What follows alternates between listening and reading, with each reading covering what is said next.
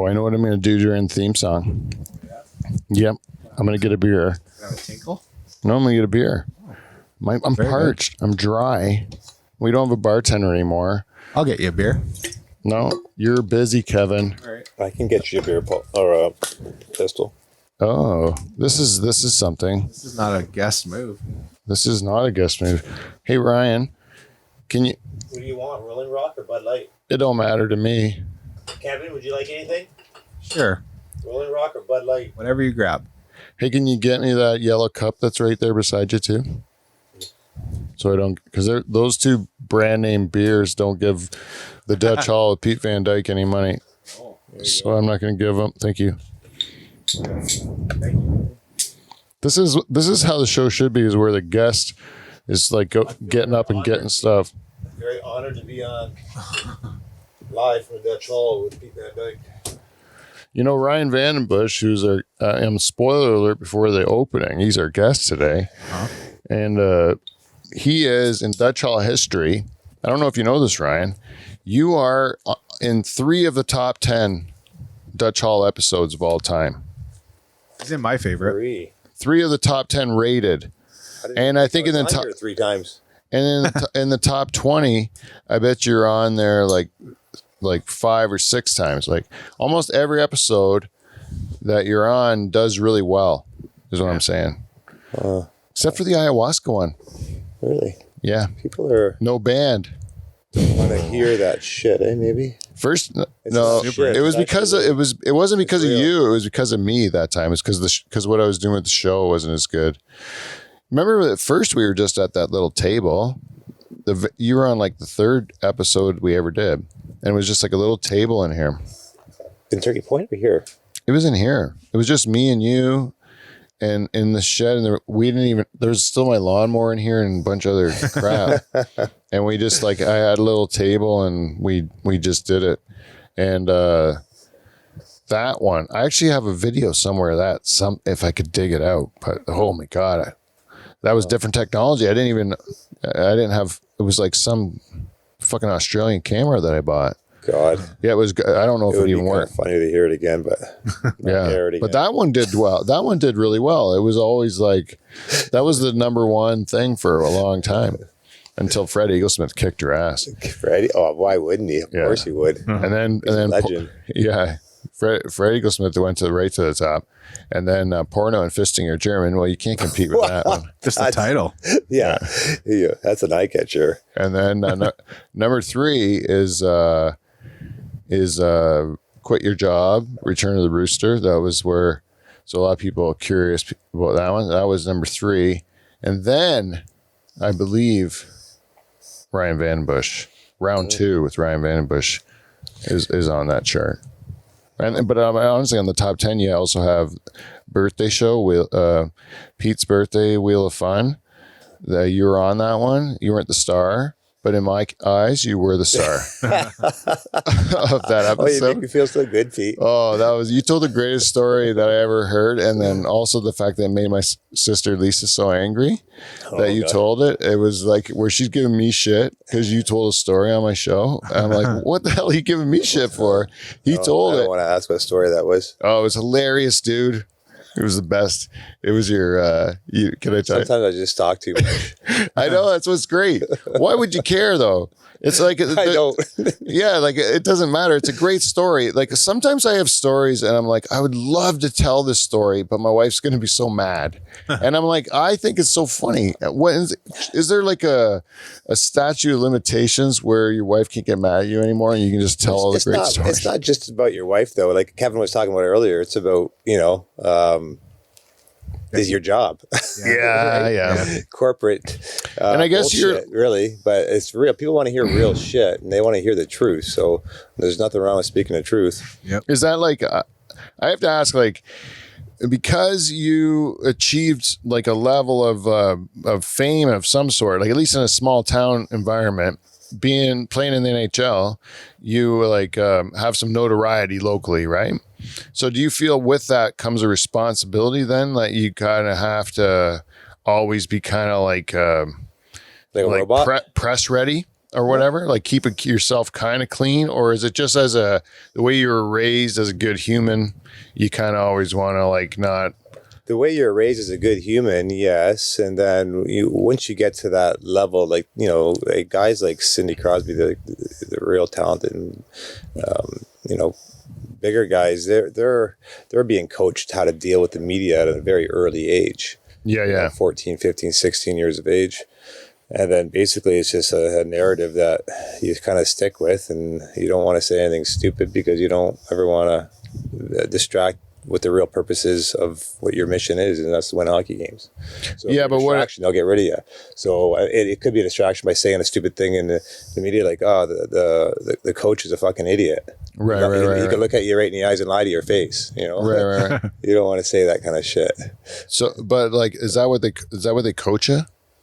No, they just say be careful with your words, and they kind of give you a bit of a narrative of if we lost. And you also don't want to give the other team ammunition. That's right. Yeah, it's just, but I understand. There's some things that shit. Here I am. I have a federal license to sell cannabis, hemp. License to guns. To work with. I have a license. Yes. To sell guns. No, I don't have a license. That's Dykes. He has. Oh yeah. Can you sell PCP? Like, you think. Well, I got to watch angel what I dust? say, but at the same time, you just want to be honest. No angel dust, Pete. No, wait, I wanted to say like, but here's a good example though. Like in the hemp and stuff, that was always when it was gray or when we were fighting for it to be legal.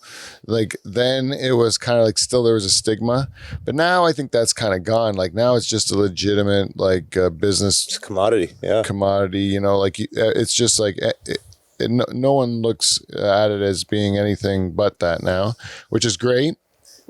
But like, you do understand that if you're going to say like, tell a story on air about like how you blew your load in a condom and then just like squeezed the condom and shoved it into the girl's pussy, right?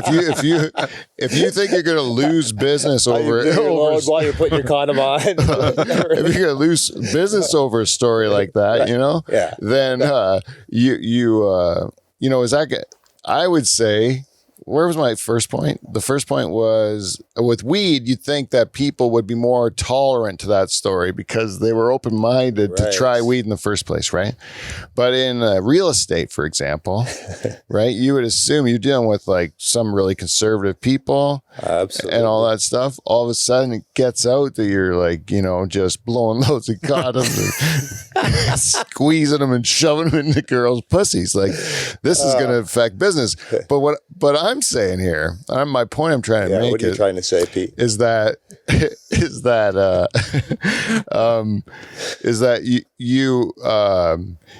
you may want to lose those people, like who wants to do business with people who can't take a joke, who like you can't just be honest with and just say, I am kind of a piece of shit who says fucked up things from time to time, but I'm mostly just doing it to get a laugh, like I'm harmless and really a pussycat. I am really just trailer trash. Yeah. I work hard. I work real hard. Yeah. My wife is so much classier than me. Like it's, ditto. It's like ridiculous. Like I would literally live covering my daughter is a hamster that lives in a cage, and every day it shits in its bedding, and then every night it covers itself with all the bedding. Right? That shits in its bedding. No, a hamster. Oh, the hamster shits in its bedding. It's got like shavings on the ground or whatever. That's what it shits in. But it also likes to cover itself with everything, like to block out the light, and including its own shit. What was my point on this one? Are you the hamster? I'm the hamster, yeah. Okay. I'm the hamster in this analogy, yeah. But I can't remember what the start of the thing was. It's all good. God damn it. It's a weed. Let's smoke another one. How'd it go? Huh? That's how it goes. Yeah, we should have ended at like blowing your load in condoms and like gripping. But anyways, we missed our opportunity there, Kev. What are you gonna do? We got as close as we could. We can have to just play the theme song now.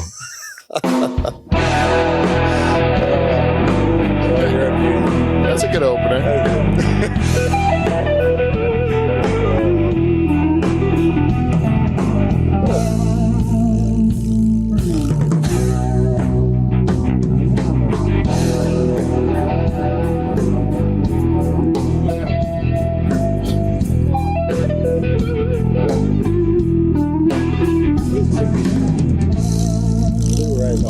Robot Dave. What?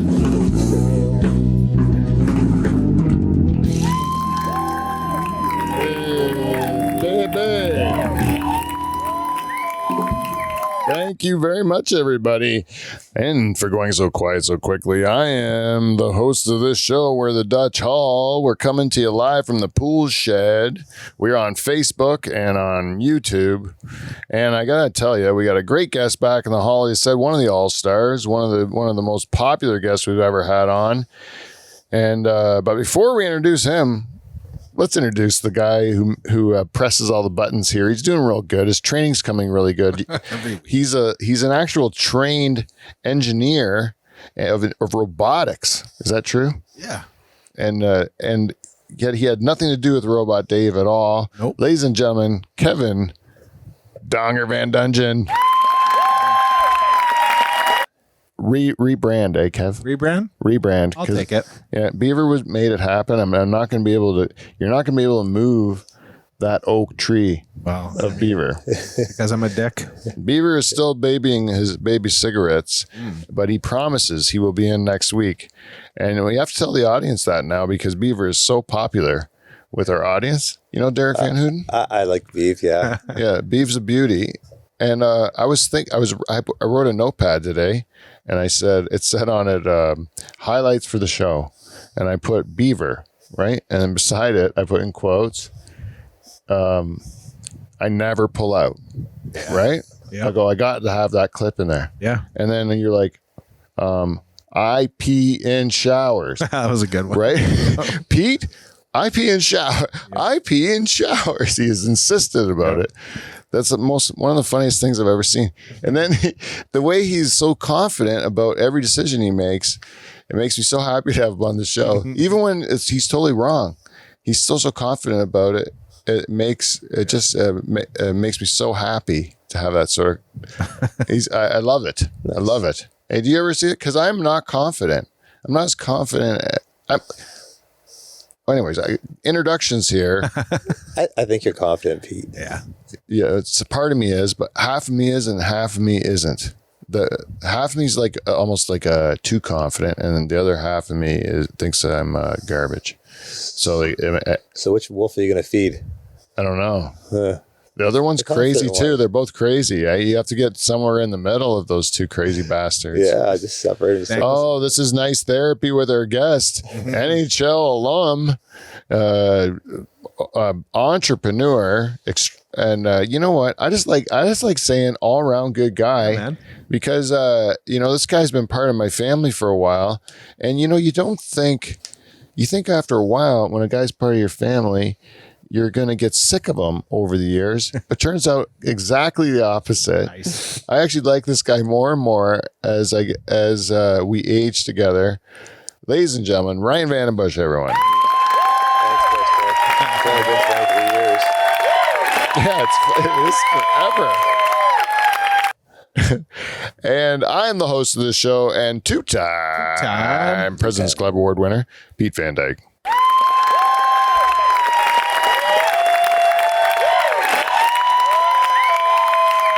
They love you. They do. So There's some hecklers in that crowd, though. yeah, we need one or two hecklers. Get a new hat. You know, one person we don't ever introduce anymore is Robot Dave over there. Robot Dave has been giving me the silent treatment for about a month, maybe 2 months now, and I don't even give a fuck, I don't really care. He said nothing that made sense to me for like weeks and weeks and weeks. Why should now be any different that he's going to start like making any sense? So I don't even like to. What's your problem, man? I don't even like to dignify Robot Dave with an introduction anymore. Well, you got him sitting in the corner all the time.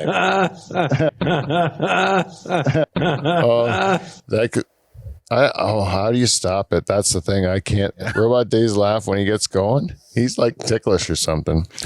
Anyways, fuck you, Robot Dave. I'll tell you that. I wanted the real Dave Chars in here. I want the real Nocturnal Emissions in here. And I'll tell you, last week we had Wes. Whiskey Wes Haggins? We had Whiskey Wes on the show.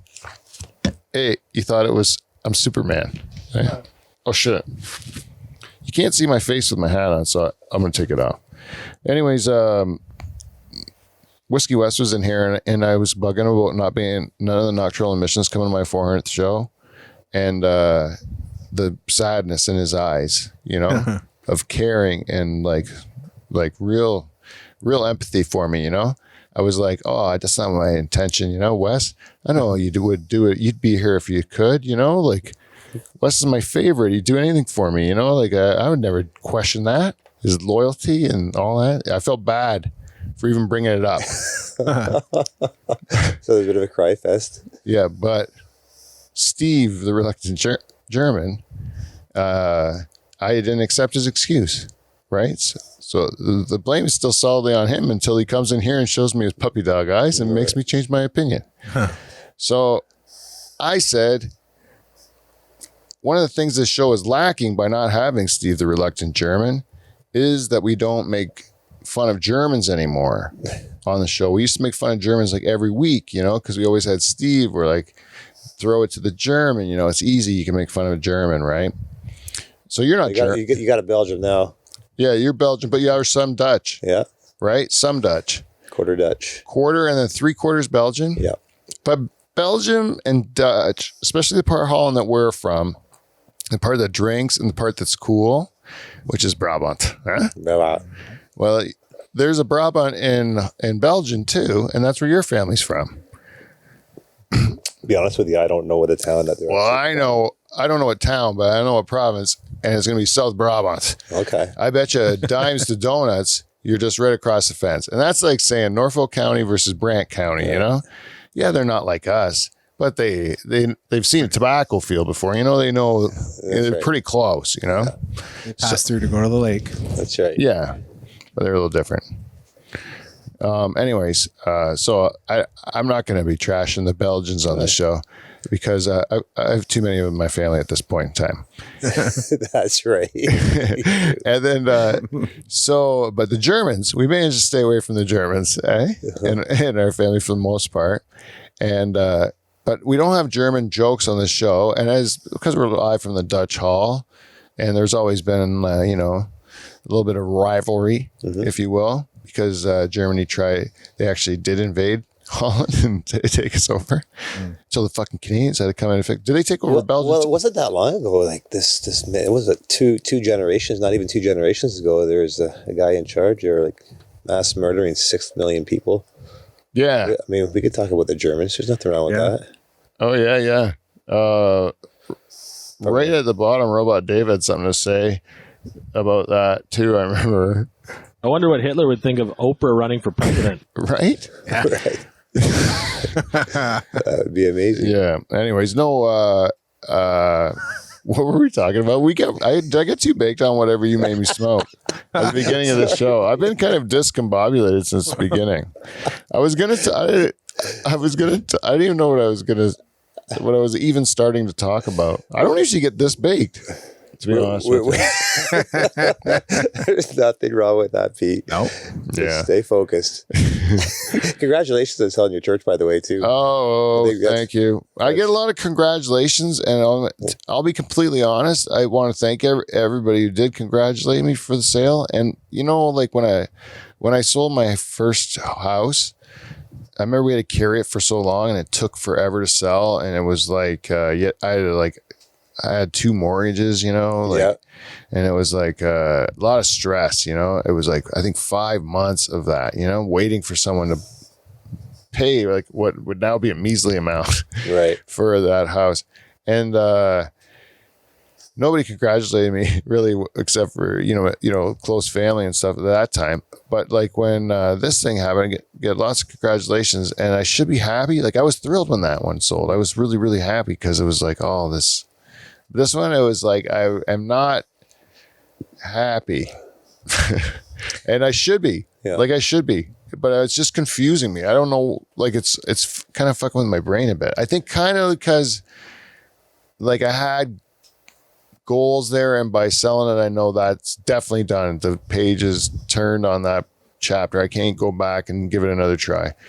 But the other thing is just like I'm kind of like cashing in on a plan, Right. and then so that plan's done, and then what's the next plan? Yeah. You know so what I mean? One door closes, another one's going to open for you, and you'll be primed and ready to go. You capitalize on the real estate at least. And COVID didn't help either with, like, you had a great vision going on there. I totally saw what you're doing. Yeah. It's just, but something will happen. It'll work out one way or the other. Well, no, and it did. I think all in all, we were blessed, and maybe just missed the peak of a bit because I do think it's cooling off.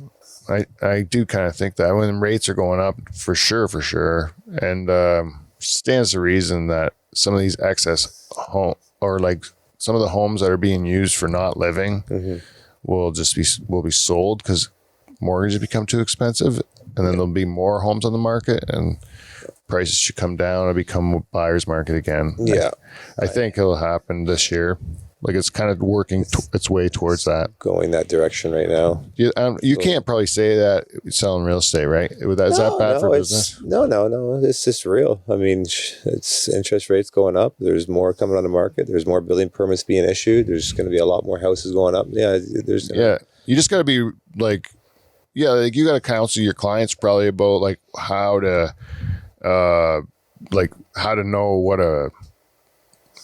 like what's going to go on. What, like if it is going down, you got to manage their expectations of what they're going to be able to sell for, right? Absolutely. It's probably harder in a declining market, right? You just got to do your research and just tell them what the market's telling you, and you just relay that information, and they're the boss in the end. They can buy it for whatever they want. They can sell it for whatever they want. It's up to us if we want to list it. If it's something ridiculously out of this, not realistic, you usually, you wouldn't take it typically, but you never know. This market's been crazy lately. So you take any listings you can get because listings are hard to find. Really? There's not because there's not a lot of houses, right? It's all about supply and demand, right? So. Oh yeah. Well, that was great. And don't forget too, the amount of immigrants that are coming into Canada. Yeah. 500,000 a year. I think 1/5 of those are coming in the GTA area. Yeah. That's a lot of houses. Yeah. Yeah, and they're building all that housing, but it's people getting cheap money from the banks, and they're buying their equity, borrowing against equity. So the prices are going up on the eight Airbnbs they already own, and so like they now, it's worth twice as much. Well, I'll borrow against it for a down payment on another one, and then they keep doing that trick. And then eventually the trick wears out and they have to liquidate, or the bank makes them liquidate because they feel they're undersecured. Because if all of a sudden, you buy something worth $500,000 and then, interest rates go up and the market cools, and now that same thing would only sell for $400,000 and the bank lent you $450,000 on that $500,000, they're undersecured. They don't say like, you're still making your payment, like keep going. They just say like, hey, we're undersecured, we're at risk, we just want to call the loan, we're going to sell it, like we want you to sell it. So then you have to go to like a high risk mortgage to keep your place, and now you're into even higher interest and shit. Like that's the sort of fucking stuff that happens in times like this. It's gonna I'm looking at a crystal ball because I'm almost 50 and I've lived through this shit enough times, and I'm just like, this is what happens, and then this happened. Because I've seen it like fucking. It's like a porno. It just keeps happening over and over again, right? So like it's just time. It has been a while since this happened, but it's gonna happen again, right? And hopefully it'll be good for our kids. Yeah, shitty for us. We hope so. But right now, who can afford to buy a house? Yeah, it should kids. Correct, but you real estate should go up like so much each year, But then if it all of a sudden goes up by way more, then it's going to correct eventually, probably to where it should be. And because everyone will be panicked when it's correcting where it should be, it'll go lower than where it should be for a while. Mm-hmm. And then there'll be deals, and then it'll go back up to where it should be, And it always, if you look over the long term, because you're going to buy something like real estate, you're going to own it over like a long period of time. So if you just don't look at it all the time and you just live in it, and you're going to end up doing okay over time, But if you're buying extra properties to make kind of make money on, then you're going to be at the mercy of the market. Like you got to play the market, you got to pay attention, and then try to buy when it's low and sell when it's high, which I think I fucking nailed. Anyways, yeah, there's a couple. I like doing that though. Cherry picking the listings where you say like that's a good buy, like that's a good deal. That's the Dutch in me. Like it's like I figure I can do pretty much fuck all with that one and make some money. You know, Had some fun in there. Yeah, have some fun in there. Yeah. Move on. Because people are saying, well, what do you want to do? And I didn't charge any rent to the businesses that were there because I didn't want to say I was making money on it until you can make money on it, right? And then I'm so glad I did that because you don't have to pay tax. Right. Good. So, Move.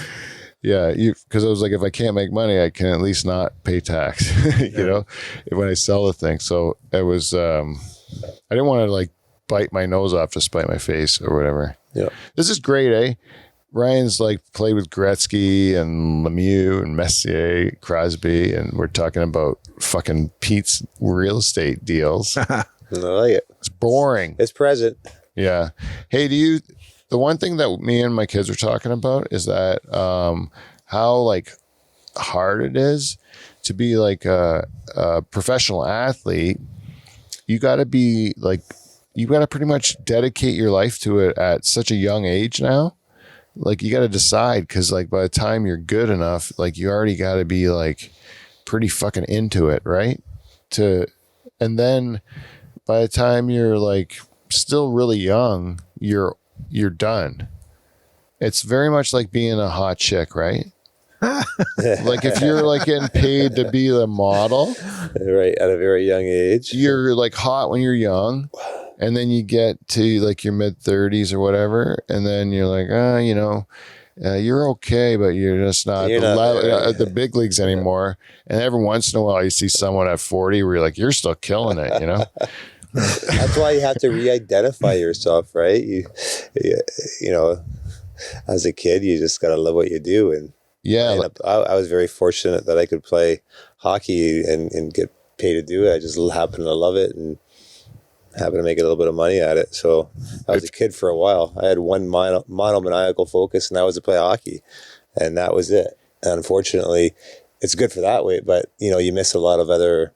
I'm not handy. I can't do anything else but that. When I first retired, I retired when I was 34 years old. Right. Hockey is all I knew. Yeah. So you really have to learn you almost have to be a little autistic to be successful. Like you almost have to be a little like we're strangely focused, like where other people doing things that other people won't do. Yeah. Like in order to get to that next level. I feel that way with comedy. Not that I've achieved any level of anything, to be quite honest. You have, man. I do it, and that's the main thing. I do it, right? That's impressive. And what was my point though? Before I qualified it with some bullshit. Hyper focused. Yeah, you got to do things that are a little weird, like that gig for Sudbury that I did. Like some of the gigs I do don't make sense. I'm gonna lose money on them. I know I'm gonna lose money on them, but I got to do it, because if I don't do it, then how are they gonna know who I am? You know, like getting your name out there, and it's like a practice for you too, right? Yeah. And so like you just got to do it, and then if some people are like, you drive all this way just to do like this open mic or whatever, and I'm like, yeah, I do. Yeah. And they're like, that's crazy, and I'm like, yeah, well, gotta love it. What else you got to do? Right. What else you gonna do? Right? Like I'm doing it because this is what I do. Like, and then on the way back, I dissect my set and all that stuff. And what do? Go have a pizza, and then go jerk off and play video games. I was like, okay, well, you do you. Yeah, right. Yeah. You know, everyone's different. But if I saw somebody all of a sudden like, man, that guy started after me and he's killing it. Like, how do you get so good? Then I got to find out. I got to see if I can do more than what he's doing, you know, like to catch up, you know. I feel that all the time. And it's not like I'm competitive, like I want to beat him. I'm just like, I'm not doing enough. Like if I see someone doing more, I'm like, well, but you're also competitive and want to beat them. Well, I want to know I'm not missing out because I'm not working hard enough. Right. You know, like I'm like, how's he training? Yeah. Yeah, exactly. Yeah. Right. Like a race car team, you know, you're looking at all of a sudden that one team's got a half a second on everyone else, and they're like, what? They figured something out, and then they win for like 3 weeks, and then the rest of them figure it out. I was lucky. I got the train.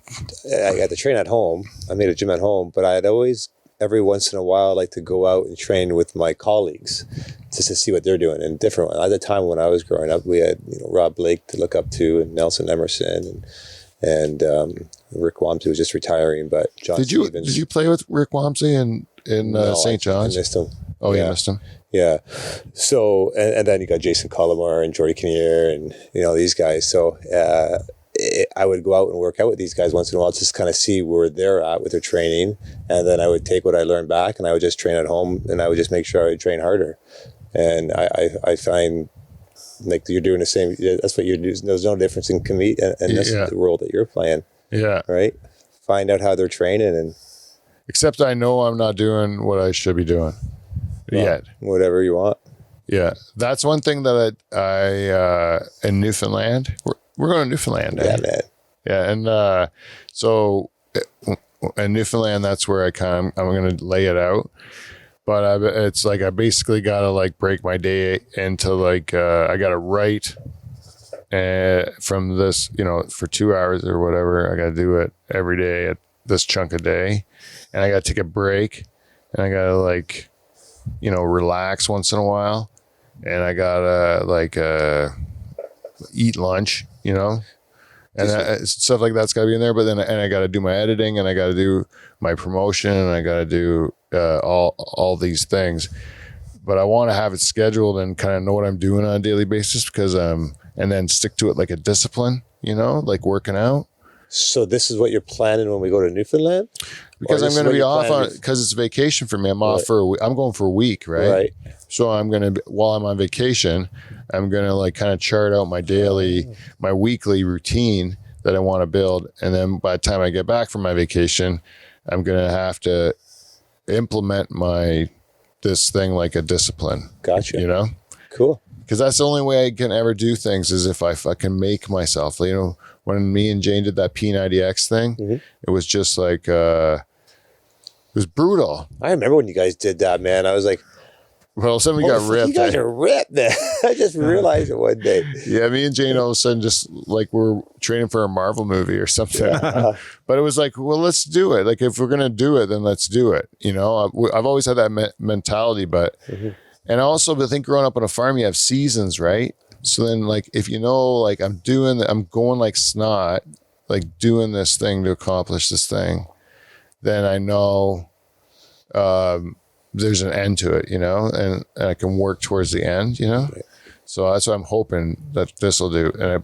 But first, build the discipline and just get out of bed every morning and do your exercises, kind of thing. Yeah. It's going to be like that with everything that I know I should be doing that I'm not. I'm finding other things to do. But by the way, my garden looks great. I love it. We just put ours in. Oh, yeah? Yeah. I find anything to distract me from the things I should be doing, But the good news is I have a lot of cool shit that I've built and stuff. That's awesome. Yeah. Hey, I think I got sidetracked about the German thing. I was talking about Steve. We're supposed to tell German jokes. You're Belgian, right? And so we're not going to hurt the Belgians' feeling. But there was this one. You ever hear this story? This is when Steve, he had like I think it was his third kid, eh? And he was in the delivery. He's got like 8 of them, right? He's got like 8 or 9 kids, I think. And then I was like his third or fourth, maybe his 6th. I don't know. It was one of his children. He was in the delivery room, and there was 2 other men who had babies the same day as Steve had his baby. And then there was a mix-up, because there was a hydro outage or something, and there was a big mix-up, and they didn't know whose babies was whose, right? And so they had to like try to identify the babies from the dads. And Steve was like, Steve's sitting there, and they're trying to size them up, these babies. The one with the beard. Yeah, no. Then there's this Dutch guy, right? He's there, and then there's this guy from like Nigeria, right? And black as night, right? This guy. Anyways, Steve, he's like, how the heck we gonna? He goes, well, the Dutchman's got a plan, right? He says, I think we should draw straws and figure out who gets to pick first, right? So the Dutchman, they all draw straws, and the Dutchman picks the shortest straw. He gets to go first, or the longest straw, whatever. So he picks the black baby, is what the Dutchman picked. Steve's like, oh, come on. Like, come on. That's clearly not your baby, Yep. And the Dutchman says, yeah, but I don't want to take any chance of getting a German. Yep. Right? Right? That's it. I don't want to say this. Horrible. I don't want to say it. What? What? Just say it. You don't want to say this, but what? Wait. Well, it was. I don't want to say this is about anyone in particular. No. But I won't tell you. But my friend Steve. It could be any Steve. Yeah. I don't know what nationality of this guy is. I forget the joke now. You ever been to Gatsby's? Remember Gatsby's? I have, yeah. It's tore down now, right? It's 90s. gone. Oh, yeah? That's a rough place, that Gatsby's, eh? Yeah. Marco's right beside it or above it. The whip. I remember one time my buddy, he bought me the best table dance you could get at Gatsby's in Simcoe, and I go in the back room with this girl, right away. She just, I sit down, and she's like, walks in front of me. She pulls her like underpants and down, and she bends right over and like spreads her whole like compartment down there part. And I'm like, holy Moses, how'd you know? Like, how do you know that I like that stuff, And the lady goes, I didn't. I just thought you might want to open your beer. Shit. Right? Right? That was for Clean Flow, because Clean Flow said I don't tell enough jokes on the air. Hey? They say I don't tell enough jokes. That's for them. We got, that kind of reminds me, we should go into a segment that we call a feedback. We got feedback. We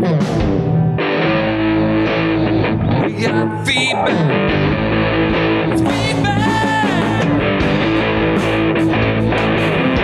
It's motherfucking feedback. Welcome, everyone.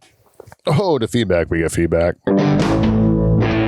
This is brought to you by our friends at Clean Flow, who brought you those jokes. And so go to cleanflow.com. That's KLEENFLO.com. And check out their line of great products. And they're available at stores everywhere. Clean Flow, check them out. They'll lube up your life, or whatever slogan. I don't know if I'm allowed to say that, Manny. And I also want you to bring attention to my lovely T-shirt here. This is kind of like something that doesn't make sense until like my special comes out, but it's my new merch, I Heart Dick Jokes, and it is so far the first one printed, but anyone can have one out there if you go to the Dutch Hall merch shop just on our website, and you can get links to that stuff. We can sell you a bunch of different T-shirts and prints. We got posters. And there's more being listed on there every day. There's a couple products you can only get if you are a Diamond Club member, which this next person who provided feedback is our good friend from Australia. I got a friend from Australia, Ryan, that I've never met in my life. Never seen him. But I'll tell you, I feel like I know the guy because we talk almost every week, it seems.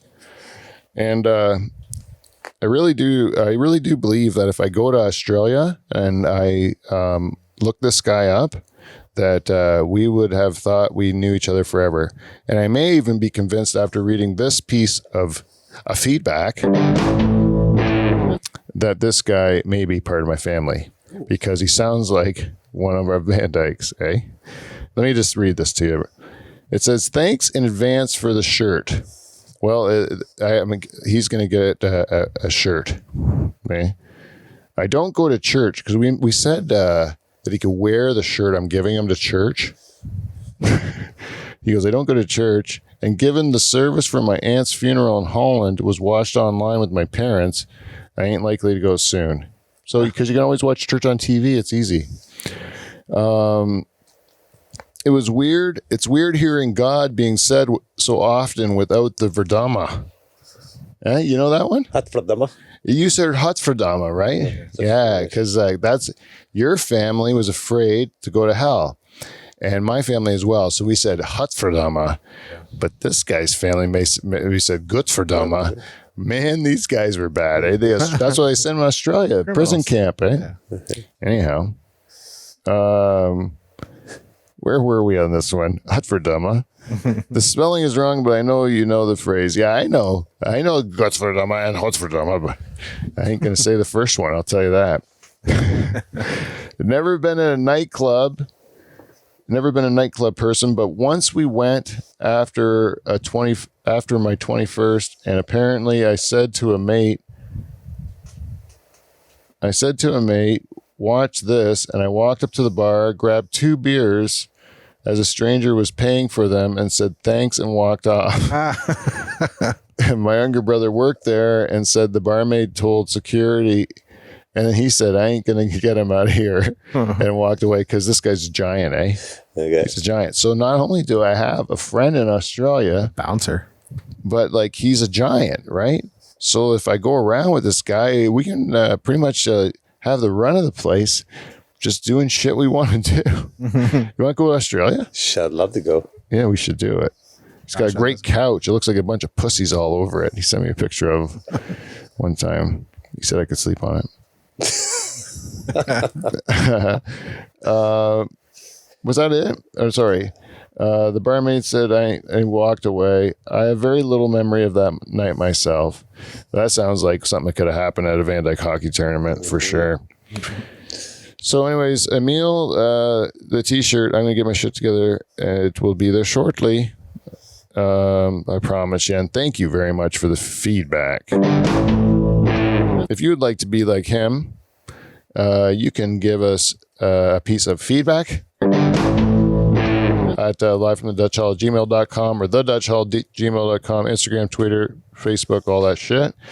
And if you'd like to be like our queen, Jen Husko, please support us on Patreon. That's patreon.com/DutchHall. And there's a lot of different tiers out there and different ways you can support the show and become a member. And if you do, you will be rewarded with the Forbidden Hot Tub video, which is only available until Dave Charters listens to this segment of the show one time and makes us take it down again.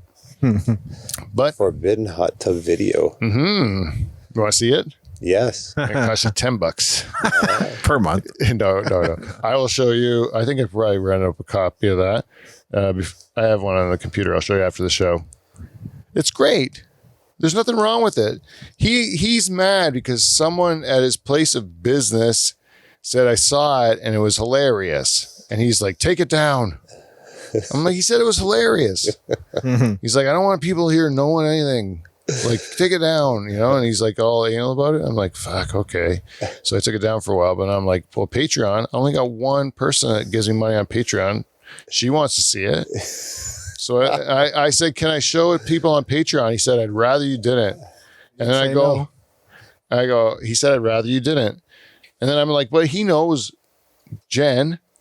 He'd be cool with Jen seeing it. You know, Jen's not going to ruin his life, but it's why we become strangers, you know? Then he starts to become like, I don't want anyone seeing it. Right? Like, and I'm like, why? It's fucking funny. Everyone likes it. It's not like anyone doesn't like it. He's like, there's nothing you can get in trouble for. What? You got in trouble for being hilarious at work? So what he wants, I guess, is his body out there, is it? Yeah, it is his body. It wasn't much of his body being shown, though. It was really more of his face. And that's not necessarily body, but he doesn't want it out there. Why would you put it out there? I don't. Well, I've only put it out there to one person, which is Jen. Or if a person, like, all of a sudden gives me Patreon money, then I have to go, holy You shit. gotta split it with Dave then. You gotta tell I'm him. like, Dave, I gotta tell you, I gotta come clean with you. Do you know so and so? And he'll be like, he works in my plant. And I'm like, oh, we're in big trouble, buddy. I'm taking this thing right down. Yeah. Like, he might already have a copy, and he's out to ruin your life with you being hilarious. But but I don't know. Awesome. Anyhow, the hot tub video and Patreon. I want to see it still. What? I still want to see it. Yeah, I'll show you after the show. I should be able to show it. Like, it should be like on our best of. Or our highlight thing. It's a damn shame because it's funny and we had a great time. Even just the whole thing where Steve, because we all were in a mustache contest, and so I was like, we're gonna do this mustache show, and we all had huge mustaches, and I'm like, well, how are we gonna capitalize on this? We only have mustaches one time, so like let's Steve's buddy had a film, like he was good with the camera and stuff. So he had a whole lighting setup and a good camera and that. So he filmed us and we had this footage for a while and we eventually edited it. But it was just like us in the hot tub with our mustaches, like we were going to sell Brabant Musk, I think. Oh, that's awesome. And then Steve, because he wouldn't shave his beard for the mustache contest, because he didn't want to look unprofessional by shaving his beard. Right? This is crazy to me to this day. I still don't understand this. Well, he was very attached to that beard, eh? Yeah, you want to know why? Because he has a swastika-shaped birthmark on his cheek. I tattooed him. Yeah. Oh, poor guy. I think it was God that tattooed him. It was a birthmark. It seriously grew in the shape of a swastika. I think that's what it is, but I don't know. It might be something different, but he's never corrected us as to why. So that's the answer I came up with. Just like that's probably what it is, because it would grow back in a couple of weeks. Hey Ryan, you can, if you were like, there's only 2 girls left, like it's like either a desert island situation or like there's like a apocalypse or something, and it's you and there's 2 girls left, right? And it's you and another guy maybe, so you get first choice of the 2 girls that are left in the world, and you get to bang that girl for the rest of your lives, right? And they're identical twins, right? and their personalities are like pretty much the same. They're both just sweethearts, but one of them has no arms. Right? And one of them has no legs. Which girl do you choose? That's a good question. Yeah. I don't know. By no arms, I mean stumps to like halfway in the bicep. And no legs, you mean? No like me? stumps. Okay. Like halfway in the calf, like above the knee. That's what I'm talking about. Yeah. I'd have to carry her around. Yeah, I think you should be strong and stay in shape if she had no legs, using her arms all the time. I'm gonna go with the no legs. No legs? Yeah. Yeah. You can still get handies. Yeah, you can do a lot with your hands more than your feet. Yep. Well, it depends if these girls lost their limbs in an accident, like just recently, or were they born this way? Because if they were born this way, I'd choose the no arms. Hard to do dishes with no arms. Yeah. No, you can, because they never knew any different. Oh. So what they always just do is they just sit on a broom. Hard wiping your ass too. Like, who's gonna be wiping her ass? Oh. What? You wipe your ass with your feet? I can't even like touch my hands to my. Yeah, because you were born with arms. Yeah. Oh, I see. I saw a guy. He came to our work. He had no arms. He was born that way, right? And he brushed his teeth with his feet, and he would drive a car with his feet.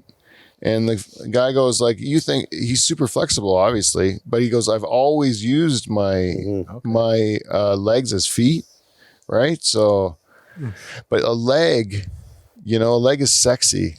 An arm, who gives a fuck? Well, arms are sexy too, right? But yeah. I guess you could get a foot job. Instead of a hand job, I don't know. Yeah, she probably have like a foot, like a chimpanzee, or grip you. On those feet too, man. That's true. Yeah, Like sandpaper. Yeah, it'd be like Paul giving you a hand job. That's the worst visual ever. Well, I guess it's feet then. I take the arm, girl. I don't. Yeah. You know who's probably who's probably the most requested person that people want back on the show? It's not even the band. It's Paul. Oh, for sure. Paul's awesome. They ask for him all the time. And he basically slept in the corner, and he hated the show. He only liked the music, right? He would say the rest of the show is boring, and then and that's what people miss, eh? He was good for saying cunt once in a while. Though. Yeah, I know his timing was great. He was kind of like Wes, where he would just throw in beauties once in a while. Yep. Beaver's like just beauty. Nonstop. Yeah. Anyways, so let's go another hypothetical. One more hypothetical. I love hypotheticals. Don't you? The best. So, what's a good hypothetical? Can you Google one? Just look. Google a hypothetical. I thought I had one for the end of the show. Maybe that was it. They have no arms and no legs. Sensuelo. And you would pick the legs, eh? Yeah, I'd keep the legs. I like a leg. I like a nice leg. like a leg I'm not a too. foot guy. Like that's kind of creepy. I think if you like, I don't mind. I don't. You're driving a car with your feet. Well, that's just a talent. Like That's for a a serious person with a talent. disability, and plus that's flexibility and Yeah. you know, I don't know. There could be like I guess if you with that much of a stump, you could put like blades onto the girl with no legs, you know, and then she could be like a Blade Runner kind of type of person, and then still be like, you know, pretty much fully like you wouldn't even know any different, right? A Blade Runner, eh? Like, are you talking like a... You know, like Like a that skater, Oscar Pistorius. Okay. You know, the guy that killed his girlfriend? No, I don't know. He was a Blade Runner. He had no legs, but they put these like hook those things, little- yeah, I know. and they're like springs when you run. Gotcha. When you would run. Yeah. All the more reason to have the arms and get those blades on Yeah. the knees. I want to ask you one hockey question, okay? Because I'm interested to hear this question because I think I know the answer to this. And but if you said if they could make a character like a movie about one person, I don't even want like not their career, but their character, right? One person that you played hockey with or that you know from your time in hockey that is the most interesting character that you think they should make a movie about. Who would you think would make the most interesting movie? Oh man, there's a lot of characters out there. Frank the Animal Bialois just comes to my head first. Yeah, that one always, that's who I thought you'd say. And I think that guy is like a movie made whole... about him. There was a movie? Well, they didn't. About that hockey club he was on. Yeah, Danbury Trashers. Yeah. But They didn't mention him in that, though. Yeah, he was. There's another one. No, it's called The Goon. That's the one. Sorry. Oh, The Goon. that was about him? That was more Frankie. Yeah. But did they show him or... No, they didn't. But they just it was him, and Oh, yeah. he couldn't capitalize on that. You know what I mean? Yeah. It was because I interviewed him, but anyways, He was just a character But on you know, his own. some French guys too. Maxim Talbot. You know, he's a character too. I don't know if you remember him from the Pittsburgh Penguins. Yeah. I played with him when he was a rookie in Wilkes-Barre, and then again with the Penguins the following year. And he was a real true character. That guy. A lot of goalies, too, are weirdos, eh? Yeah. There's a few wacky goalies. I don't understand. But I always got along with the goalies. I love the goalies. Yeah, all players always talk about how funny Glenn Healy is and how much they like him. And then on TV, I don't see what everyone likes about him. Like, he seems so unlikable to me. But like, he must have been hilarious in the dressing room. He was my first year with the Rangers. He was the goalie with the Rangers, and he was. You don't want to get in a jab fest with him. His one-liners are so fast, right? But I see what you're talking about on the on TV. He's a grumpier. It's not the same personality that he had in the dressing room. Yeah. It's like he gets serious. I saw like comics that I watched their podcasts, and you kind of get to know them. You know, they're watching their podcasts. You just get to know how funny they can be because you see them relaxed in themselves. And then I see him go on like Joe Rogan, and you know the pressure of it all, because it's like this can make your whole career. You can like make a real living now, and they're telling the stories. I've heard them tell a bunch of times, but they're like just puckered up assholes, you know, like, and you can tell they're so nervous or like in their own head thinking about it. And that's like the fucking curse, man. It's like you get in your own head because you think it's important. And you actually do worse because you're trying harder because you think it's important. Did you find that when you played? It's like if it was an important game and you like put that pressure on yourself, would you sometimes screw up more or like be like hold the stick tighter? Or? Yeah. And you know, a good coach recognizes that, and you know, he brings that to the attention to the team. Sometimes you'll see it in individuals. Sometimes you'll see it in a whole team with you know. But that's definitely brought up. But you can tell a person's trying too hard. Yeah, because you're handling the puck not like you normally would handle it. You're trying to move the puck when you shouldn't move the puck. You're trying to make forced plays when you don't really have to make forced plays. Yeah. You know, so definitely. Like one time I had to do I was in the Go Yuck Yourself final, and my buddy Doug Koning ended up winning that, and he was we did our sets, and after my set he's like you did all your jokes, you didn't screw anything up, but like what happened, like what was different, you know? The delivery. And it was just because I was like it was really important to me. I wanted to really kill it, you know, right. But I wasn't loose at all. Like I was just like really, I don't know, I just seemed more uptight about it. So how do you get loose? How do you perform at peak levels where like I could never do what you're doing, forced to talk and make jokes? It just blows me away that people can do that. We went to Yuck Yucks the other day at Second Sandbar, and there was 3 comedians. Oh yeah, they're all good. There was the woman, there's a middle one, and she was okay. You could tell the first guy was a bit of a rookie, but he had some talent. He had some good lines, but the last guy, you can tell he was polished. Like I can't remember his name, but he was like, kept us all in stitches right from the beginning to the end. It was neat. Yeah. See, I like to. You're asking how do you what? Yeah. So this guy, like, how do you stay loose? Yeah. If you're gonna go on, like, yeah. Yeah. Well, repetition is like calluses the feeling of any nerves you'd have, so that the nerves are gone, right? You might get excited or whatever, but it's like playing, right? Your first game, you can't help but be nervous, but like your 10th, 20th, you know, you kind of get a feel for it. You're not as nervous anymore.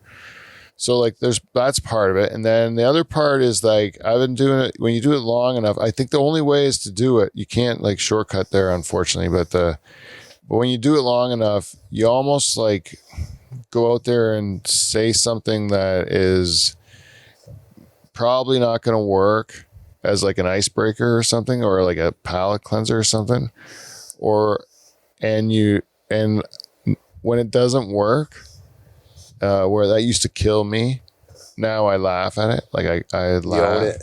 Yeah, like I'm like, look, I just like these guys expect me to be funny, and the first thing I said, they hated, right? And that makes me laugh. Like, and I'm not trying to do it on purpose, but I think subconsciously I put a little.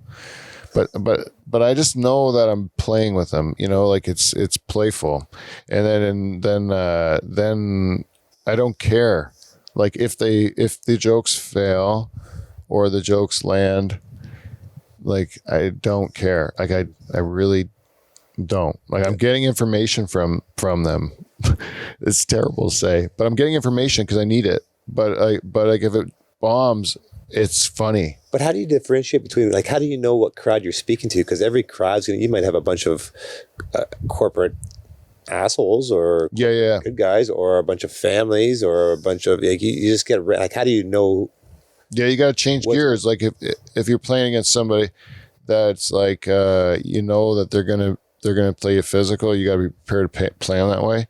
And if you know that a guy's gonna give you room, you're gonna be able to take more liberties on try more things because they're giving you room. It's the same sort of thing at a corporate event. I got a shorter bench. Like I got not as many jokes I can use. Like I roll a lot of jokes, but I can't use them all, and so you feel a little limited. You don't feel yourself. It's bullshit. You're doing it for the money. And then if most of the time though, those corporate gigs, you can do clean and then work your ease in to dirty, and then eventually say, does anyone care if I'm dirty? And then they say no, or they say go for it, and then. Or if you whisper fuck, they're okay with it. But it's like, like there's little things like, I think I'm a good PG-13 comic. Anyways, but you just have to like, and then like at first you just got 5 minutes and you're fucked. The crowd doesn't like your 5 minutes. You don't have another 5 minutes. You're just fucked. Right. You're going to eat shit. But then you write enough jokes and you know that, sometimes I got crowds that aren't going to like that kind of joke. I got to write more jokes that they'd like to, and then so okay, like tonight's a young crowd, I'm going to tell these ones because young people like those. But you don't know that until you get there, right? Until I get there, yeah. Yeah, then you just like pull out your Rolodex of jokes and say, okay, I'm going to focus on these ones. Yeah, I always think of it like you're going in with like a toolbox, and all your jokes are in your toolbox, and then you get to the job, and then I look at the room, and that's kind of like assessing like what I gotta fix, like what like for the guy that's doing the job, and then you just go in your toolbox and I put out your tools. But when I don't know which jokes I'm doing until I get there. That reminds so the guy that the first comedian that I saw last Friday, I felt like he had all the tools, but he didn't have a toolbox. Oh yeah, they're flying around. Yeah. I wish I knew who these people were because it'd be interesting to hear your take. You can find out the lineup if you just contact the Second Sandbar and say, who'd you have in there last Friday? All right, if you really want to know. Yeah. So, what do you do if, say, you're on with a bunch of people that are good, and everybody's eating dick? Yeah. Like how, and say there's 5 years, you go up fourth, 3 people before you who are funny all eat shit. Yeah. How do you approach that? Well, if 3 of them bomb before me, this is just purely my limited view, and this is I might be saying something totally stupid that other people would say like, oh, what a rookie, But this is what I would do. I would be like, okay, the first guy bombs. I'd be like, okay, why? Maybe they just don't like him or whatever. By the time the second guy bombs, you're like, okay, I'm looking for like patterns as to why. And then by the third guy, it's like, if 3 people in front of me bombed, you got to go out there. If the host doesn't make you special, then you have to make yourself special in that situation. So you have to wipe your slate clean of them. Okay. If your host is shit too, and he's not making them forget about not resetting them. Yeah, then you have to do it yourself. So you have to kind of go out there and like admit to the crowd that they've just been through some shit, Yeah. And they're not happy. They don't like it, Yeah. But then like try to kind of like, try to change the approach to do something different than the other 3 did, like to try to bring the room together. Yeah. And then usually I'll really go at the crowd. Like I'll really like make the crowd talk to me. Cause if the crowd's quiet, I'll make them talk to me, and I'll get people from the back of the room and from both sides, like from all over the room. Yeah. Just to ask them questions and stuff, to try to get the whole room to pay attention, and then kind of go into your jokes. Gotcha. And then that's fun ad libs too, because you make it look like you can like try to make like romance connections, and you can try to like accuse people of being hot for each other and stuff like that. It's fun. Like it must be it's challenging for you as a hockey player. Nothing's going for 2 periods.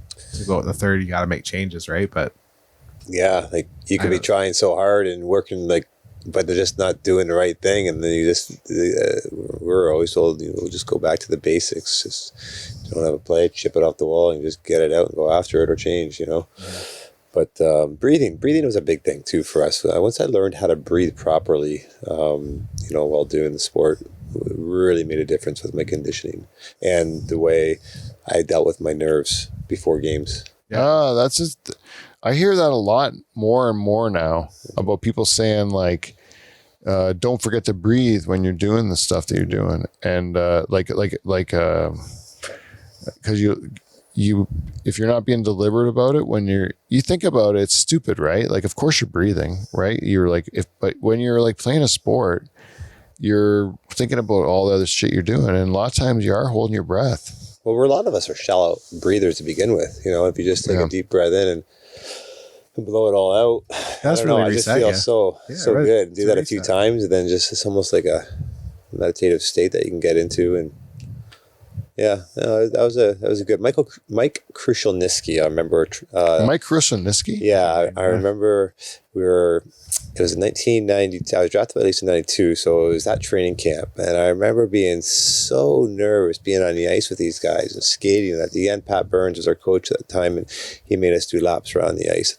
Maple Leaf Gardens, and it was going on for a while, and I was heeled over and like just catching my breath in between whistles, and I didn't know Mike at all, and he comes up and says, "Hey kid, don't make it look like you're tired. Stand up straight and just breathe." It's a good point. Yeah. So I did, and that was a lesson that I learned. I think it was Game 6. The Lakers and the Celtics, this is Larry Bird, Magic Johnson.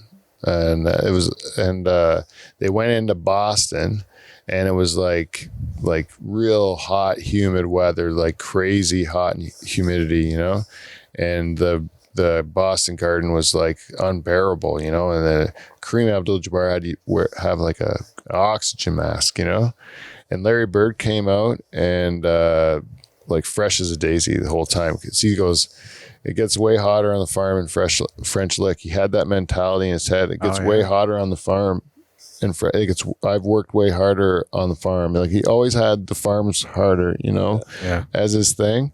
And so he just went into mindset like, I've been through worse. Like no problem. He looked like everyone else is dying. He's like just like it looks like he's fresh as a daisy. But it's all mindset, eh? Yeah, absolutely. 100%. You can accomplish a lot. They say that even pain is a state of mind. It's a mindset. It's not real.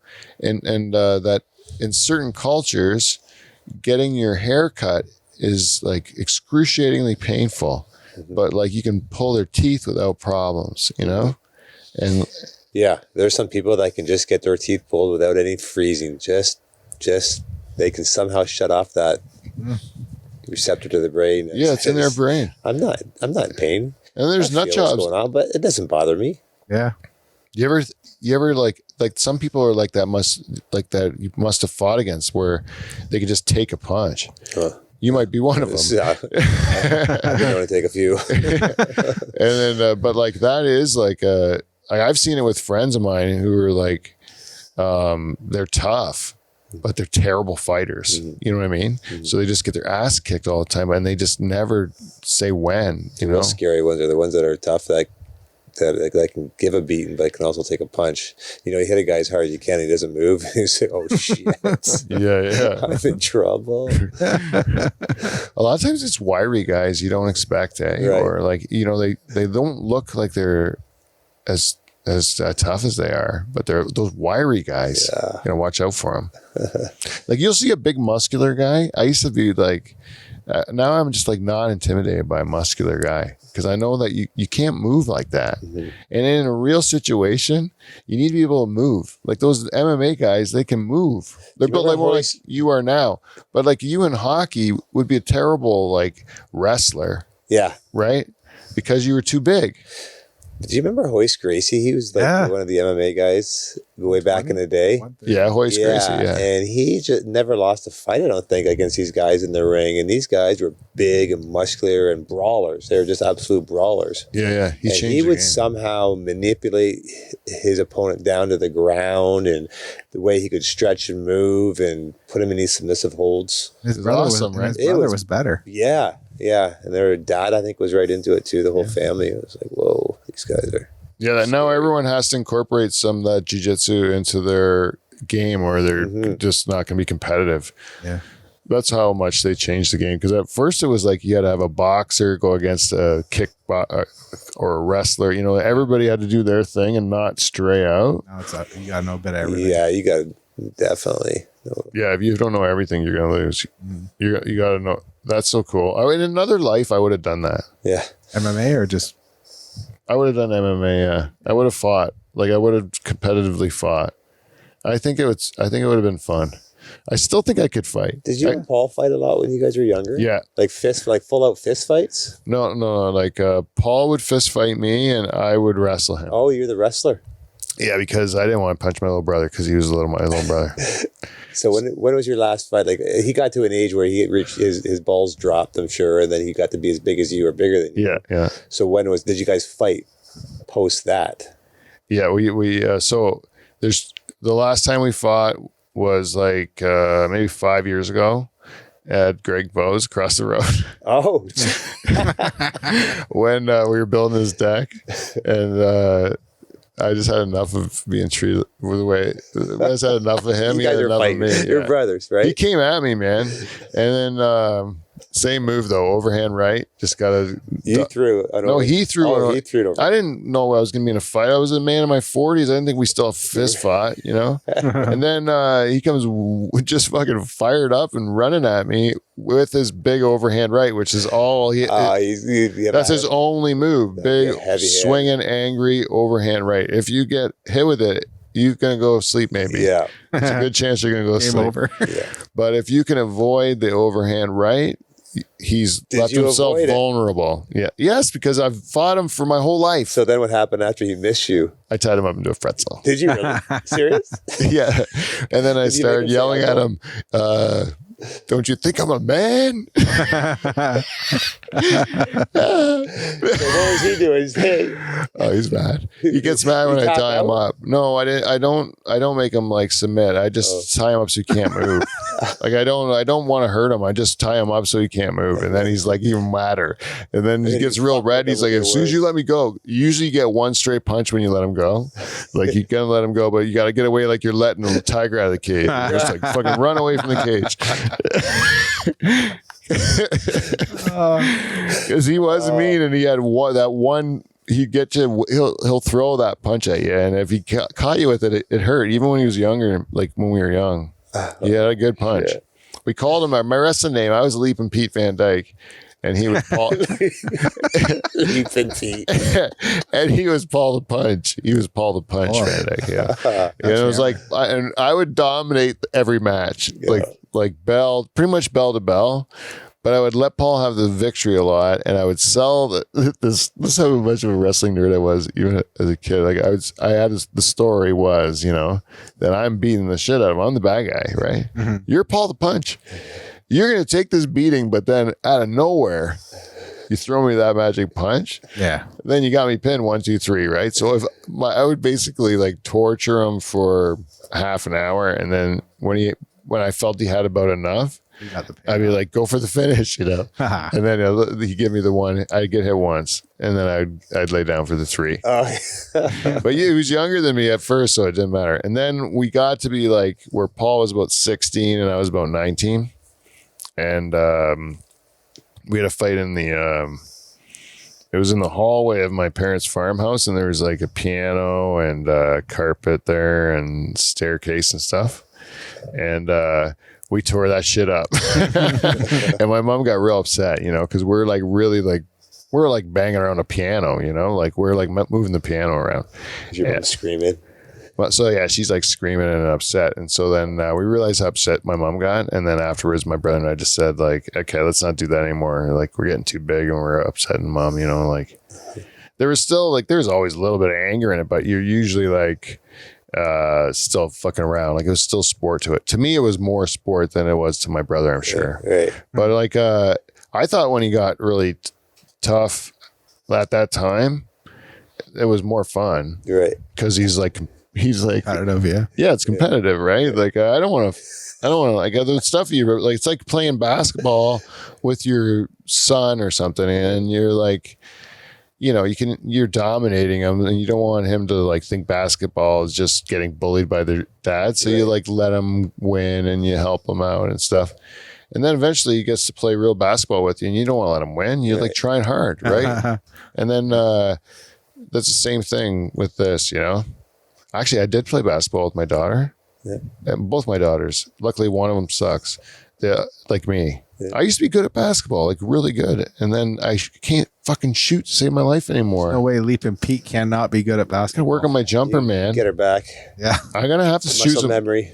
I'm gonna have to do like some. I really, my one daughter is just like she hadn't touched the ball in as long as me. It seems, but she's out there just draining them from half court, like can't miss. My oldest daughter, yeah, like crazy. I thought you guys were more volleyball players than basketball. Yeah, we were. Yeah, but there's a hoop in the park in our subdivision here, and so I'm like, I got a basketball on Amazon using the website. And our Amazon link, you know, on RyanVandenBussche's website. oh, nice. Get a bit of money back. Get a little money back. Hey, if you go to that the audition, what's the clicker say? $1.16. Oh, $1.16. That's not too bad. Yeah, man. So I went and I'm trying to get it back again because I played so much volleyball. I think this is why my shot stinks, because I played so much volleyball that I got used to the weight of the volleyball, and now I'm got with a heavier ball. It's like I either am like too much weight or not enough, you know. So I got to get used to the weight of it. I used to have a sweet touch, man. Our basketball net just moved probably 30 feet from where it is from the windstorm today. Oof. Yeah, I saw that picture of it. Yeah. Yeah. And that's like got a full weight on the bottom and everything? Well, no, I had 6 cinder blocks sitting on it. Yeah. And it's tipped over many times, but it's never moved. It was wicked wind today. It was wicked. I was sitting in my office looking outside the window, and all of a sudden it went really dark, and then the wind picked up, and then I couldn't see 1 foot out past the window. Rain? It was rain, and it's like a cloud just came right down too. It was really strange. And then so then, well, I can't do nothing. Hydro's up. I'm gonna go lay in my bed and just watch this storm, and ended up falling asleep for had a nice 45-minute nap. Oh, to the rain? Sun was shining. It was beautiful. New day. Yeah, it was crazy. Came in like a little pockets, eh? Mm-hmm. And we got hit with one, and it was just like for that period of time, it was like wind was swirling around, and like the rain was coming in sideways, and sometimes it'd be raining so hard, and then the wind would blow, and then it would feel like it wasn't raining just because the wind wasn't letting it hit the ground, you know. And then it stopped, and then it's done. You know, like it was just like nice drizzle after that, you know, and then.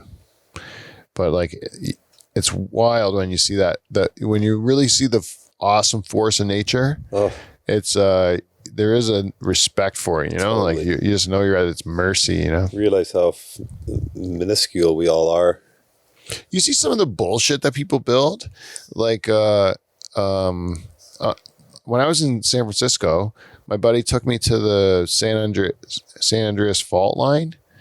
Which is like the big fault line, right? Like, and then it's supposed to crack, and then it falls off. Yeah, it falls into the ocean, whatever. Well, they were like, they had a earthquake like every 103 years. I think you're supposed to have an earthquake on the San Andreas fault line in San Francisco. Okay, and so I think 103 years from the last big one was like 1999 or something. So we're like 20 years overdue for the big one, right? And they've given up on it, like shortly after it not happening, they're like, it's supposed to be every 103. It didn't happen. Let's We're good. we're good. So it's all high rises and shit on there. It's all just like insurance buildings and Put it on some springs. You're good. yeah. I mean, like, I don't know what you're thinking. Like people just do stupid shit, right? Like they just can't help it. Uh, I don't know. I want to go like in the middle of nowhere. Like, I think that'd be.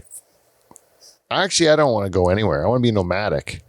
I want to get into. I would want to be everywhere. you want to be everywhere. Yeah, because why would You you don't want to wanna be in go one anywhere. spot? What? You don't want to go anywhere, but you want to be everywhere. Yeah, no, I want to go. I want to go for sure. I think. Do you get sick of the same like scenery, or you still get a chance to go travel? I like being at home, being nowhere. Be honest with you, I really like not going anywhere. Really, like, if you get an opportunity But to do like a trip like Afghanistan or something like that. Yes, that's different. Yeah, so I do like traveling. So, but when I'm home, I don't like to leave home. Oh yeah. I'm the same way about that, but like I like to go.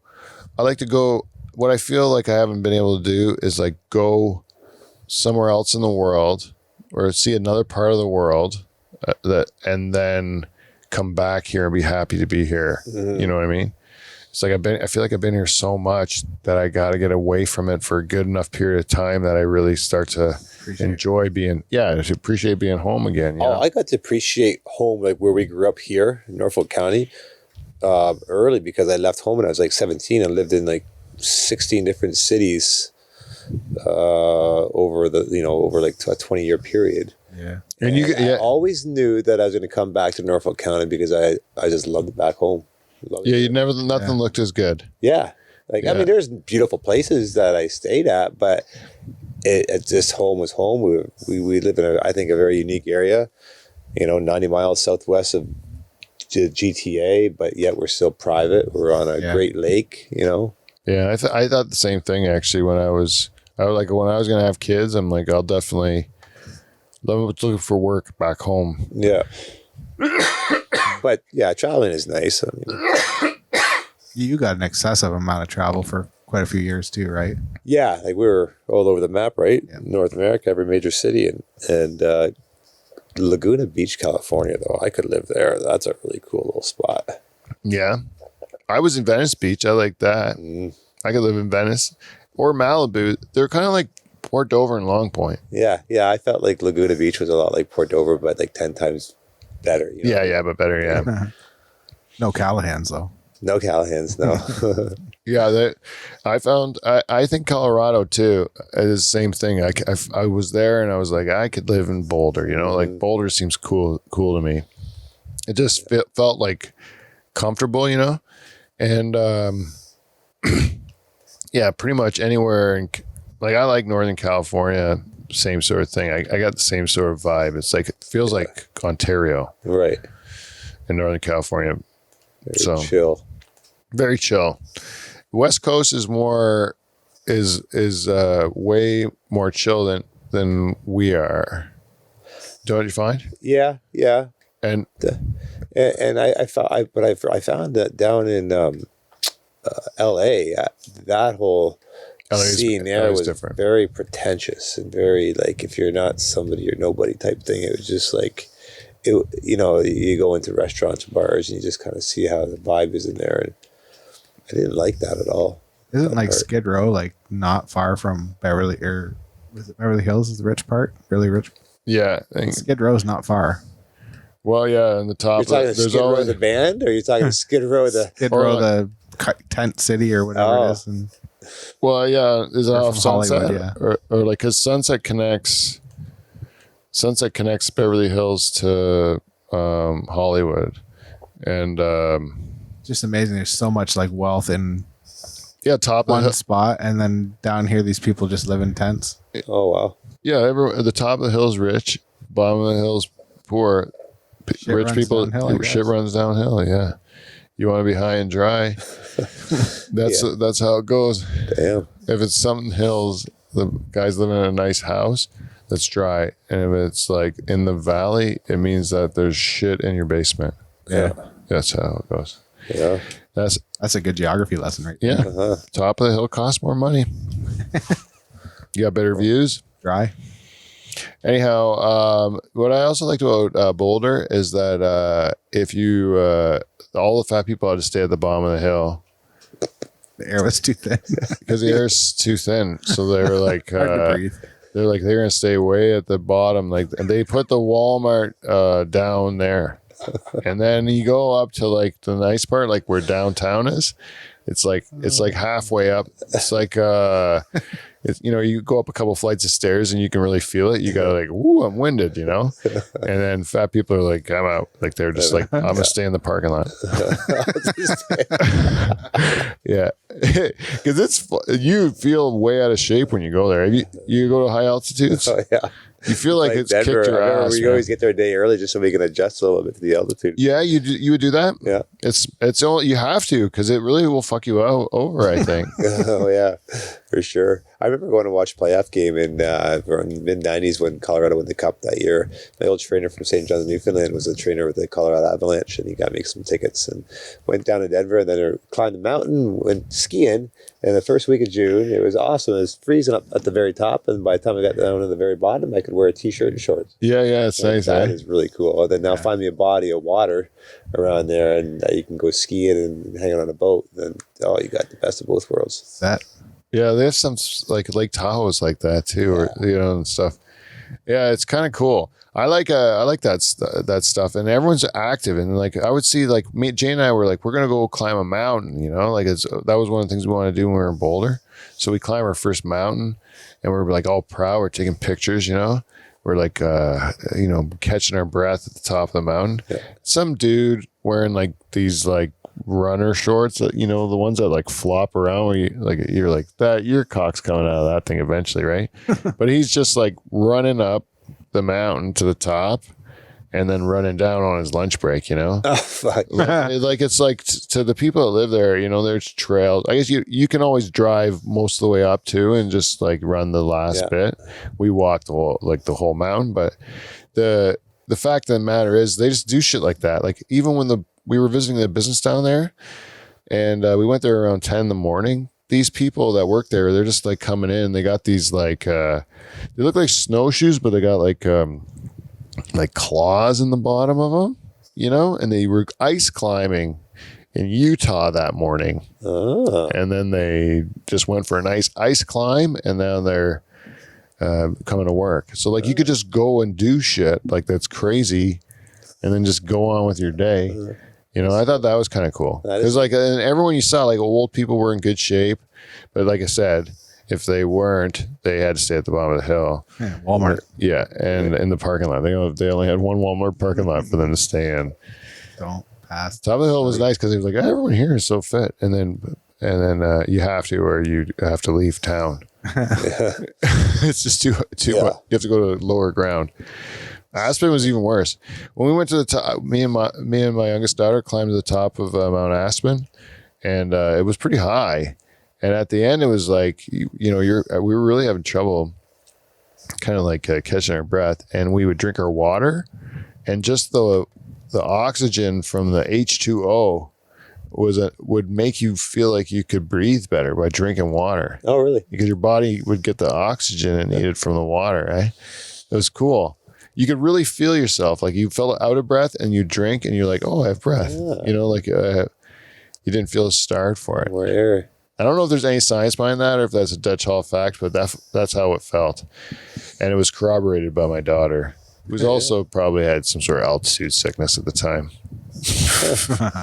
My wife and my other daughter took a ski lift to the top Took a ski lift, eh? in the summertime.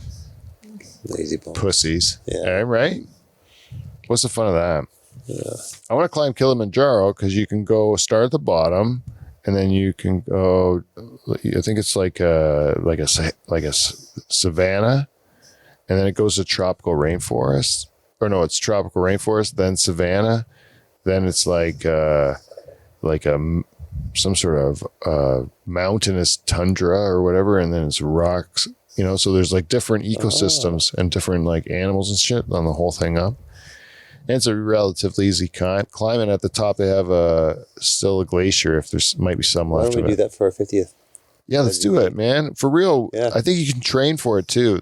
And then, I will definitely do it. Yeah. And I know I actually looked it up, details. Yeah. That's not a bad idea though. Yeah. Cause that's like coming up. Yeah, that'd be a good milestone. Holy, is that like, that's like next year. Yeah, I know. It's not that far away. Oh my God. That's old as It's not even 2 years away anymore. Yeah, I Damn. know. That's the hell fucking happened? shit. I don't know. It is crazy. Like all of a sudden you're like, oh my God, I'm really like a half a century old. There's no denying I'm old. But do you feel old? I'm just glad that I'm still here, really, I guess, because look at how many friends We've along the lost. way. Yeah, I know. You know, Every day's a blessing to me. now. yeah, it kind of is. But like, didn't you think like an old person would feel different? Like when you were old, you'd feel like I feel kind of, I have the same kind of like the things I worried about when I was a kid, I still worry about now, like I'm still not much improved in all those years, like I figured, or I still feel like a kid. I'll put it that way. Like I Your don't feel mind, like but your body doesn't, or vice versa. my body's okay. Yeah, It's in a lot of, my body's okay. It's cancer ridden. yeah. But other than that, Great. It's something to the mindset. I don't think I'm old, but I know I am. Yeah, yeah, like I know I'm old. I think I should feel or look older. yeah. No, you still look look great. like 30. Yeah, you look good, Pete. So. Yeah, like I mean, I even like I'm not even doing anything to deserve it anymore. You don't look like a day over 49. Yeah, I don't care if my face is old. Like I'm I'm like not fat. I've been fat, and it's nice not being fat. I remember my dad being 50 and like that, over the years of like, he was always, when he got married, he was very tall and skinny, and then just eating habits alone, just, Yeah. pushing a pencil all the time, and then eating a big, not even having breakfast, not having lunch, Yeah. Carb. like a chimney, big supper. He would all be proud. This is my breakfast, lunch, and supper all in one. And he'd have this Big big pile. hearty meal, just wolf her down and eating steak. And I would cut my fat off, and he'll give me that fat. I'll eat it. He just loved the fat. Yeah. And then, My dad too. sitting watching Archie Bunker in the evening, and bag of chips or a chocolate or something, snacking, doing that. And it's like, oh my God. Like, Baby boomers were like toddlers, Yeah. Like they were like left to their own devices. They would just microwave everything and like eat anything blindly. It was different. You trusted that people would take care of you, Right. And no one you ever trusted did. the food that you're getting, I guess, was Was going to be not gonna good. kill you really, or Yeah. make you, diabetic or severely obese. Yeah, but you didn't think that. You didn't think that, no. No. But Yeah, I heard there was a news story that I read today, and it said that a lot of the full service restaurants are doing really poorly because labor costs and real estate costs are going up. And they said pizza places in particular, like their labor costs are like almost 32%, which normally labor costs are around 20%. Just for that's always been kind of like a rule of thumb. You try to keep labor costs around 20-25%, and then but like to be over 30, it's like your margins are being eaten up. They don't have anything left as profit anymore. So they said this on the news as like a good news story. There's this new company coming out. I don't even care what it's called, but they've used this new technology where they'll cook a pizza in 3 minutes, an artisanal pizza in 3 minutes, but it'll only cost you like or the only real estate you need to buy is like the size of 2 vending machines, and you need 0 employees, just like fucking robots that make this pizza and spits it out in 3 minutes or whatever. And they said it's like a good news thing, and it's like, I can't believe that they tell this story that some companies figured a way to take the humanity out of the most human process that we have eating, food. Like, hey, the thing everyone needs to do, and it's also like how you build community and like come together and mourn losses and or even just like rest from your work day or catch up with your family. Let's just make it just as fucking robotic and distant from humanity as we can. Gonna be George Jetson saying, "Man, a pill." Yeah. Well, do you think, like, seriously, that shit, everything's getting automated, everything's gonna be robotic, but do you think there'll be a time where, like, everyone's gonna be treated as an equal, and you're gonna get X amount of dollars, you get a roof over your head, hydro energy is not an issue anymore, it's all taken care of? I think in our lifetime we're gonna have universal income for sure, and because there just won't be jobs. And it won't be. It'll just be the end of the industrial era. Like we don't know. No one alive has ever lived through any other kind of life other than this industrial era, and everyone's just kind of like wired to say, like, for you to contribute to society, you have to work and you have to do something. You have to contribute somehow. You have to make money, and if you don't do that, you're not seen as contributing to society. But that's because that's how the economy is built. But if the economy is all of a sudden kind of built by these big corporations who are just building shit with robots and delivering product, and our role is just to consume, and there's no jobs for us to do, then all we got to do is like get our money from these corporations somehow to fill our mouth to keep us alive to buy their shit. Yeah, but then maybe, just maybe, whatever you're passionate about, you can just do. Yeah, I mean, hopefully, and right, then, exactly. That'll free up more time to do what you really love to do. Yeah, you don't have to put that work day in there. You just whatever. If you like planting flowers, that's your gig. Yeah, and like that's kind of like OnlyFans now too. Like, people are, it's kind of already doing it. People don't want to join the workforce, so they just jerk off online or whatever. That's how they. That's how kids can now not have to join the rat race, right? Yeah. You can just shove a cucumber in your puss. What the fuck does that got to do with fucking living? Well, that is part of living. Yeah, it's instead of universal income, right? You're like, you don't have to go and have a job like before. That's their service. You can just do your art. You can make music, or you can shove a English cucumber in your vagina and or asshole. Oh yeah. Anyways, that's it. That's it. There's no smooth ending in the world. But did you ever find another hypothetical? No. Yeah. Well, we kind of asked a couple hockey ones in there. Ryan, do you have anything coming up? Anything that's pretty shaking? boring. Well, thank you very much for helping. Wait a second. We do have some chill pops coming out to the OCS store being delivered on June 13th. Oh, chill pops. Yeah. Chill pops. Yeah. So look for those at the OCS store, I guess. OCS store. Yeah. You can find chill pops out there. They're CBD, THC and D8. and they're like Mr. Freezy's, right? Yeah. Oh, cool. Yeah. Look for those. Mr. Freezy's, they're perfect for the summertime. This company we did a joint venture with, and that's what they ended up making. That's what got accepted. Not gel caps. Not trying to get gel caps out there, but They don't want gel caps, but they want they Mr. wanted gel pops. Freezy's. We had a list of 6 things, and gel pops was their top priority. Interesting how the OCS works, but anyways, What does that stand for, OCS? Ontario Cannabis Store. Oh, and that's just like the government store? It's like the LCBO. Yeah. And See, I don't even know. then from there, the retailers can put an order in and put it in their stores if they want. So That's awesome. Oh, that's how it works. Yeah. Ah. Hopefully we don't have to go there and pick them back up. Yeah. Yeah. That could happen. I'm glad that Crazy got world. done for you. Anyways, Ryan, thanks always for coming in. I'll show you that hot tub video right after we get this theme Thanks, song Steve. played. And Can't wait to see Kevin, thanks as always. For you people out there that are listening, if you'd like to support the show, you know how to do it. Listen to those ads earlier on, and they'll tell you how to. And give us some feedback. And until next week, we will see you, NT. See you next Thursday. Hit it.